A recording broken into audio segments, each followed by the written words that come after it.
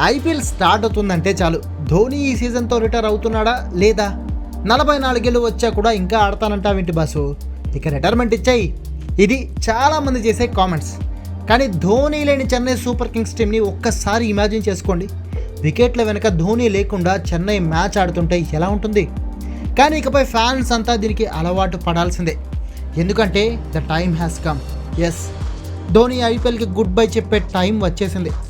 IPL 2026 mini వేలంలో Chennai super kings purchase చేసిన ప్లేయర్స్లో 19 ఏళ్ల వికెట్ కీపర్ బ్యాటర్ కార్తిక్ శర్మతో పాటు ప్రశాంత్ వీర్ ఉండటమే దీనికి ప్రూఫ్ అంటున్నాడు former CSK wicket keeper Robin Uthappa. రాబోయే ఐపీఎల్ ధోనికి ఆఖరిది కావచ్చు. మళ్ళీ 2027 ఐపీఎల్ కూడా ఆయన ఆడతారని నేనైతే అనుకోవట్లేదు. ప్రస్తుతం టీం బిల్డ్ చేస్తున్న విధానం చూస్తే అదే అర్థమవుతోంది. లాస్ట్ ఇయర్తో పాటు ఈ ఇయర్ జరిగిన మినీ వేలంలోనూ సిఎస్కే యంగ్ ప్లేయర్స్ పైనే ఎక్కువగా ఖర్చు చేసింది. ఇక కెప్టెన్సీ కోసం కూడా ఆల్రెడీ రుతురాజ్ టీంలో ఉండగానే సంజు లాంటి సెకండ్ ఆప్షన్ కూడా రెడీ చేసుకుంది. దానికి తోడు సంజు వికెట్ కీపర్ కూడా, అంటే ధోనికి పర్ఫెక్ట్ రీప్లేస్మెంట్ అన్నమాట. అంటే ఇకపై టీంలో ఎలాంటి సమస్య వచ్చినా యంగ్ జనరేషన్ చూసుకునేలా టీం బిల్డ్ అవుతోంది. దీనివల్లే 2027 ఐపీఎల్ ధోని ఆడే ఛాన్స్ కనిపించడం లేదు.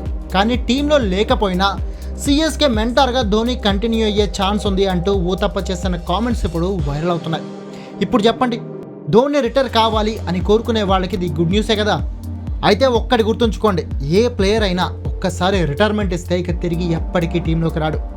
మళ్ళీ జీవితంలో ఆ ప్లేయర్ గ్రౌండ్లో ఆడటం మీరు చూడలేరు. సచిన్ను మళ్ళీ ఇండియా జెర్సీలో చూడగలమా? ఇది అంతే. ధోని, విరాట్, రోహిత్ లాంటి వాళ్ళు లెజెండ్స్ లీగ్ ఆడడం కూడా కష్టమే. అందుకే ఉన్నంత వరకు వాళ్ళ ఆటని ఆస్వాదించండి.